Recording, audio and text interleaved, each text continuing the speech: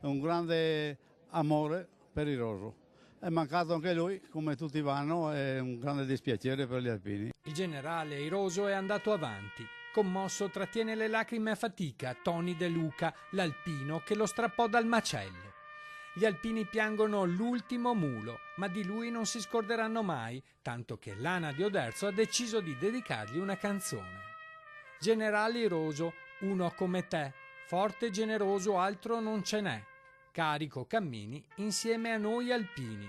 Sono alcuni versi della canzone dedicata al quadrupede che verrà presentata in anteprima domenica 26 maggio nella foresteria di De Luca, dove Airoso ha passato gli ultimi anni da pensionato. Quando lavoravamo nel bosco, ho lavorato un po', 1 anno e mezzo, 2 in bosco con questi 13 muli che ho comprato, e Airoso era quello che arrivava fuori sempre più carico, perché era piccolino e facevano meno fatica a caricarlo, e gli altri che potevano portare al doppio di lui a metà li caricavano, perché facevano fatica a buttare sul legname. Però ha campato più a lungo. Più a lungo, sì.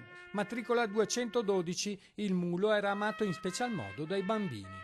Airoso era una notorietà, è stato un monumento vivente, tant'è vero che la curiosità che ha suscitato ha colpito non solamente gli alpini, in armi e non, però è stato anche motivo di interesse per i bambini, per esempio. Mi ricordo di un bambino, Giacomino, che è stato nominato Sconcio ad honorem, che quando è venuto a trovarlo ha voluto che sua mamma non lavasse la maglietta perché conservava il profumo di Airoso.